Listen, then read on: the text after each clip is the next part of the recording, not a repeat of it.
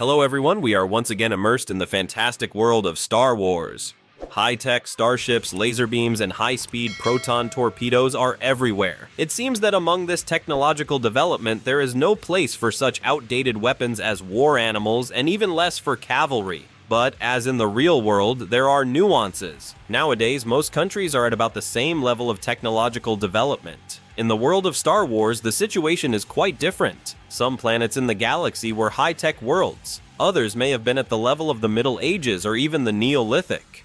Such contrast was vividly manifested in huge states consisting of tens, hundreds, and even thousands of star systems. Even in societies of developed planets, animals were often used for patrolling, tracking down criminals, and transporting goods. And this was despite the presence of special combat and service droids, and the mass use of motorized units on wheeled, tracked, and repulsor vehicles.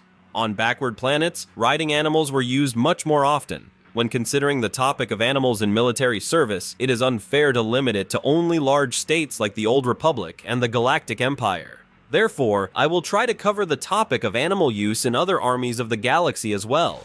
I will use the term cavalry for riding animals. The Gungan race had the greatest number of types of combat riding animals among all known armies of a galaxy far, far away. If we do not take into account the Vongs, who had all living equipment made of flesh and blood, including space equipment, the topic of animals in Gungan Grand Army is well covered in many sources. The most information on this topic is provided by the strategy game Galactic Battlegrounds. No less valuable information is contained in reference books and encyclopedias such as The Wildlife of Star Wars, Secrets of Naboo, The New Essential Guide to Alien Species, and others. Before describing the Gungan war animals, it is worth telling you about the race itself. Most races and peoples of the galaxy who knew of the existence of this race perceived the Gungan as primitive savages. Even the inhabitants of the Naboo human race themselves also considered the race to be primitive. This was a long-standing misconception that stemmed from the colonists' lack of desire to learn the social structure of the Gungan. At first glance, the Gungans seemed savage. They rode animals, were armed with spears and primitive weapons. They also lived secluded lives and avoided relations with Nabooan colonists. Attempts to study this race have rarely been made. It is known that the extensive Republic Xenosociological database contained data on the culture of the Gungans and the social structure of their society. This data was incomplete. The database even lacked information about the literature of the Gungans. Gungans were not aggressive to representatives of other races if they came to their forests and swamps without weapons. The swamp dwellers were wary of any stranger, but only until the alien proved that he was no threat to the Gungans and their culture. As seen when watching the first episode, the opinion that the Gungan were primitive was a massive misconception that disrupted the plans of the Trade Federation, who came Naboo with an army of droids. The Gungans were a distinctive and highly advanced race. They built their cities out of a special raw material virtually unknown to the Naboo colonists, which the Gungans mined from deep in the oceans and rivers. Gungan craftsmen learned to shape the material to almost any shape and to achieve good strength and weight. The deep-sea raw material was used to make most of the Gungan weapons and equipment, including the famous energy balls where liquid plasma from the depths of the oceans was the main destructive element. I will now turn to a description of the Gungan military. Naboo is a rich and fertile planet with plenty of natural resources and rich flora and fauna.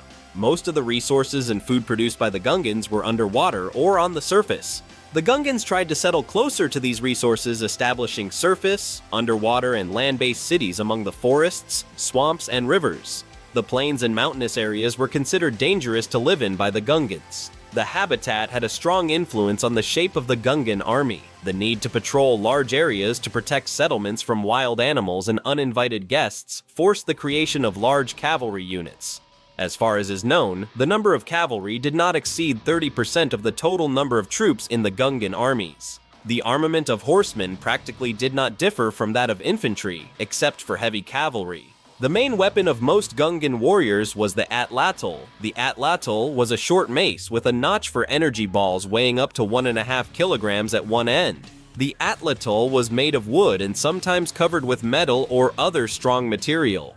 The atlatl was primarily used as a means of throwing booma. An experienced Gungan warrior could hit a target at a distance of 100 meters with great accuracy. The art of wielding the atlatl was taught from childhood, and the weapon itself was very common. Even Gungan priests wore atlatls on their belts, although they did not use them for their intended purpose.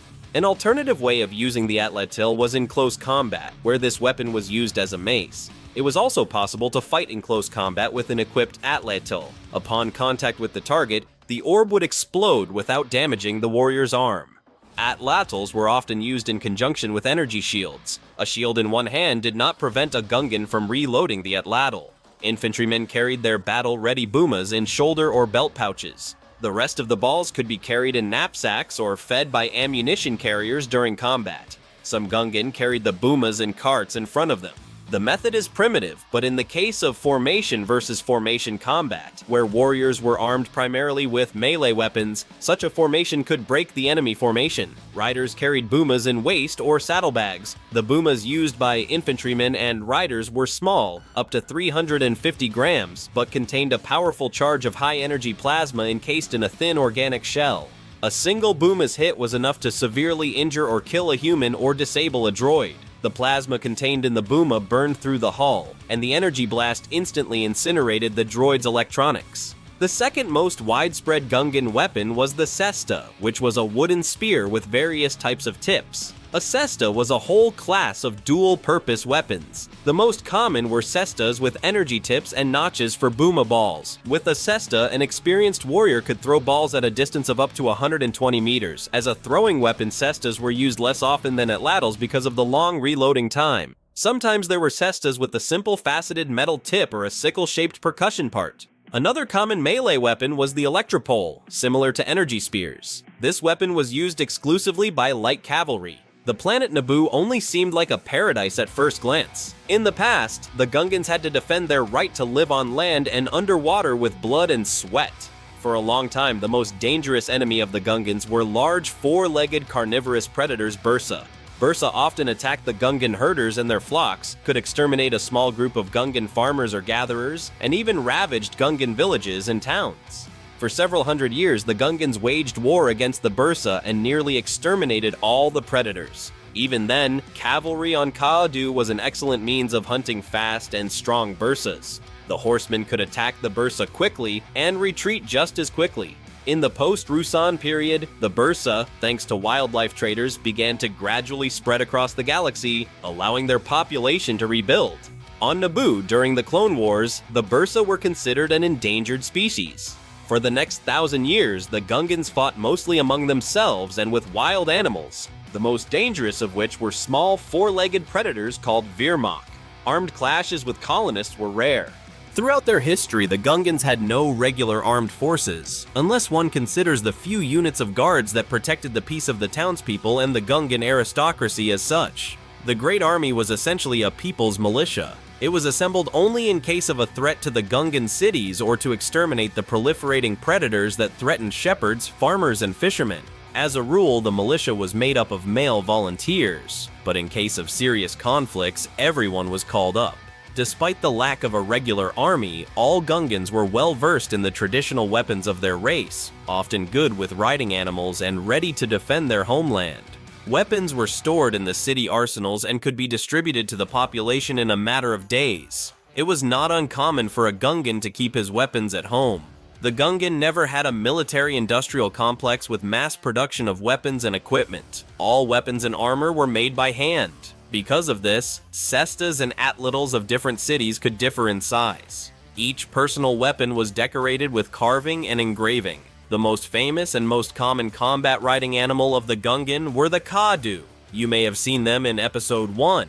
Kaadu were bipedal herbivorous reptiles. Smaller Kaadu were used by light cavalry and as riding animals for herders or messengers. The large Kaadu were used by the heavy cavalry. Kaadu were very fast and hardy animals. A trained Kaadu rider could reach up to 80 kilometers per hour, and could move at that speed for quite a long time over rough terrain. Kaadu riders were good in dense forests. The small and agile Kaadu had no trouble maneuvering between bushes and tree roots. Kaadu were amphibious and could stay underwater for up to 2 hours. The great role of the Kaadu in the life of the Gungans is evident in many ways, including their mythology. The Gungans believed that their gods lived in a beautiful underwater magical city called Osiris, which was protected by giant underwater monsters and mighty tall Gungan warriors riding Kaadu. It is home to a supreme deity, whom the Gungans call Oma Oma. Kaadu were sometimes kept in the stalls of underwater cities. They were transported to the surface by cargo bongos. In particular, you could see the Kaadu riders in the underwater city in Episode 1, when the Jedi and Jar Jar Binks arrived in the city. Light cavalry on the Kaadu mainly engaged in close combat using cestas or threw the enemy from a short distance with boomas with the help of atlatls. During the fighting, cavalry made reconnaissance, made swift raids on the enemy, provided cover for infantry from the flanks, carried out flank attacks, and pursued the retreating enemy. In addition, the Kaadu was always used by the Gungan warlords. From the saddle, it was easier to lead the troops and at the same time be constantly in sight of his soldiers. Officers signaled to their soldiers with gestures or whistles. When the Trade Federation invaded Naboo, Kaadu riders were one of the most important fighting units of the Gungan army. Moreover, the role of cavalry in this conflict was far superior to previous wars. The guerrilla nature of fighting with droid units required high mobility, which only cavalry could provide. But when faced with an army of droids in the open, the Gungan cavalry proved ineffective. Attacking a formation of B-1 droids armed with blasters was suicide. There was also heavy cavalry on the Kaadu. Heavy cavalry riders did not engage in close combat, preferring to destroy the enemy by fire from light cannons mounted on the backs of the Kaadu. The cannons were throwing devices that fired boomaballs. Heavy cavalry were highly mobile fire support for infantry and a means of fighting unarmored vehicles and light armored vehicles. Boom cannons did not penetrate the armor of AAT tanks, but they were deadly weapons for speeder droids and foot droids. Mixed units of light and heavy cavalry were especially effective. To conclude the description of the Kaadu, I would like to draw attention to one interesting detail. In the first episode, you may have noticed the luxuriously long feathers attached to the saddle behind the rider. These feathers belonged to the giant Goff birds that lived on Naboo. The feathers were not just an ornament, they were a symbol that the rider was an agile warrior and horseman, able to control not only the swift-footed Kaadu, but also the winged Aiwa. At first glance, this rite was very simple. One had to fly on an Aiwa to a flying bird and pull out a feather. It should be realized that the process was not so simple. First of all, you still had to get to the Goffs. These birds lived on top of the highest mountains on Naboo, some of which were located in the middle of the oceans. Even flying on Aiwa to where the Goffs lived was difficult. Secondly, a Gungan required great strength to pluck a feather from the wing of a flying bird, and much dexterity to stand on an Aiwa while the saddle. Goffs were not aggressive birds, but they could knock a rider down or injure a Aiwa along with a Gungan with an accidental wing flap. Many Gungans died during this ordeal, but those who survived and returned to their native tribes from the dangerous journey with the precious feathers were looked upon with respect and admiration. These feathers were attached to the saddles of their Kaadu by the Gungans. It was tantamount to a medal or an order. Every Gungan who saw such a rider realized that he was a skillful and brave warrior. However, there were exceptions. The brave Captain Roos Tarpals, one of the Gungan army commanders in the battle against the Trade Federation droids, rightfully had Goff feathers pinned to his saddle. Jar Jar Binks, on the other hand, who sat beside him, had never seen giant Goff birds. He was sitting on someone else's feather-covered Kaadu, which drew disapproving looks from the old and experienced Gungan warriors who knew of Jar Jar Binks' adventures. Another riding animal used by the Gungans was the Swift. They were stunted lizards, no more than 1.5 meters tall and about 4 meters long. Kaadu could surprise many people with their speed, but compared to Swifts, even they seemed slow. Swifts could develop high speed, were sturdy enough to run without stopping for tens of kilometers, as well as could jump over obstacles.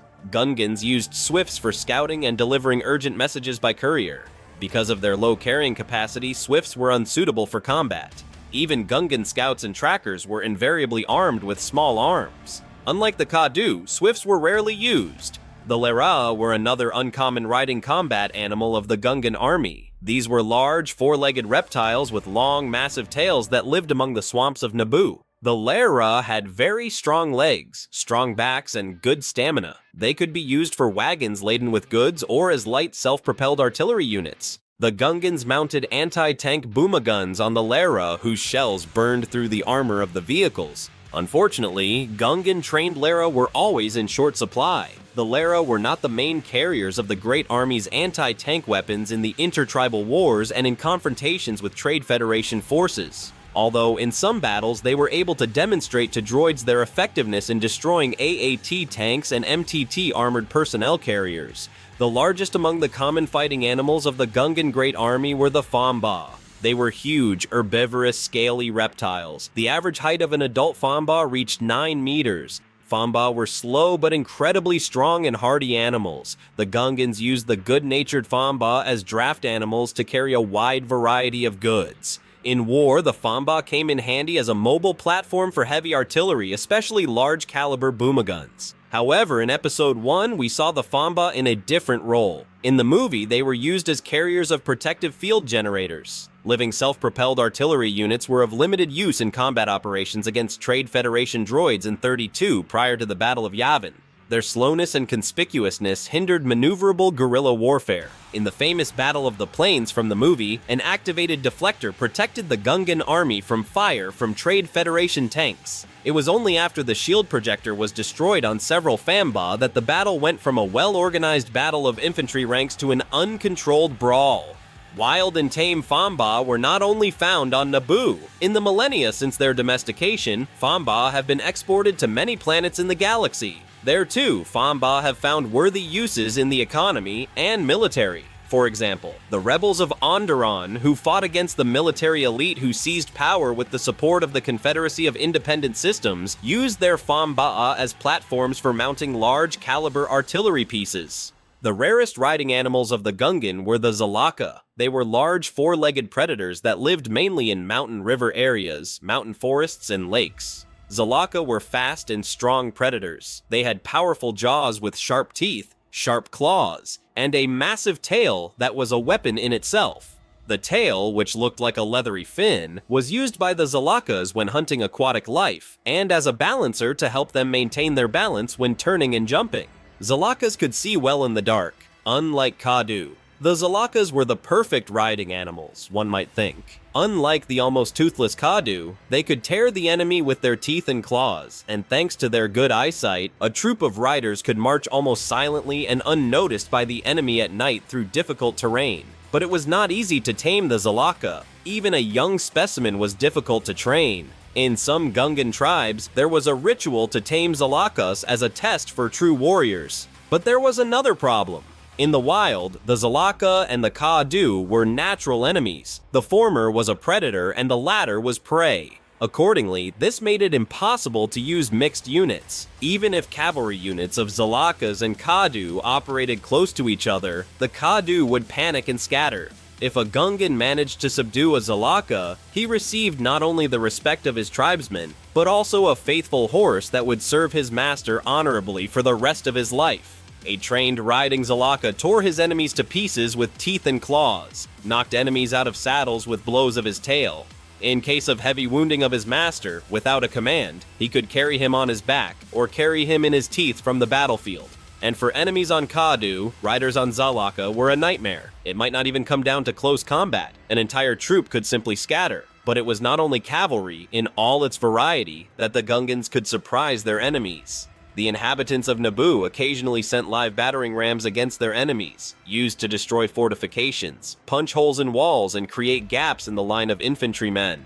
These animals were called Cerabori. They had very strong skulls, their natural aggressiveness allowed them not to be afraid of enemy fire, and their thick skin reliably protected them from boom balls and even briefly from blaster fire. The last in the arsenal of Gungan land combat animals were large mammals known as Falumpasset. The adult Falumpasset was 3 meters tall, and its body weight did not exceed 400 kilograms. In peacetime, the good-natured, slow, and cowardly Falumpasets pulled carts with belongings, and in wartime they were used as trucks to transport warriors' possessions, ammunition, weapons, and the like. Sometimes Falumpasets carried Gungan energy catapults that shot large-caliber booma balls at enemies. By the way, the ammunition compartment of one of these catapults was accidentally opened by Jar Jar Binks during the battle, causing large-caliber boom balls to roll across the battlefield just in time to disable the Trade Federation tanks. But the number of tamed Gungan war animals doesn't end there either. Let's move on to the Gungan Air Force. The largest fighting flying animals of the Gungans were the Aquana. The internal cavities of these animals could be filled with air, or probably with lung gases produced by the animal itself. Tame Aquanas, with attached gondolas, were living airships. When it came to warfare, the Gungan mounted booma cannons on Aquanas, thus turning them into living atmospheric warships that posed a huge threat to concentrations of infantry, cavalry, and defenses. The Aquanas were rarely used in combat. In the defense of Naboo from the Trade Federation droids in the year 32 before the Battle of Yavin, the Aquanas were hardly ever used. Nor were the Aquanas in the Clone Wars during the events on Naboo. Equally rare were other living Gungan airships known as Dun Sen. They looked like huge flying fish, although they were not aquatic creatures. The cavities in the Dun Sen's huge but fragile bodies were also filled with gas. They moved through the air by flapping their wings, which looked like fish fins. Gungans sometimes used Dunsens for transportation of people and cargo. For this purpose, several spherical gondolas were attached to the belly of the Dunsenas. Dunsenas practically did not take part in military actions. The more common aerial fighting units of the Gungan were the Thranta and the Aiwa. Unlike the earlier ones, these animals were not indigenous. It is unknown when exactly the first Thrantas and Aiwas were imported to Naboo. The local colonists of the human race made little use of these animals, but the Gungans managed to find a worthy use for them. The Gungans used them for aerial reconnaissance, as atmospheric fighters, and as bombers. I will talk about Aiwas and Thrantas in other videos about cavalry of the Star Wars universe, which will be released soon. Gungan live aviation had been highly effective during the intertribal wars, but during the Trade Federation intervention, their combat value was minimal. The comparatively slow-moving live fighters could not stand up to the Trade Federation's fighter droids on equal footing. To summarize, the Gungans had the most numerous and diverse cavalry of any known race. In this light, the fact that the Gungans were never able to tame any of the fish or giant underwater creatures abundant in the great depths of Naboo's rivers, seas, and oceans seems particularly strange. All surface and underwater technology of the Gungans was represented by artificially created floating vehicles, which were various versions of bongos. This concludes the story of the Gungan Grand Army Cavalry. In the next videos, I will talk about the riding animals of other nations that inhabit the Star Wars universe. Thank you so much for watching. If you liked it, you can help the channel by donate, put under this video like, subscribe, or leave a comment. See you soon!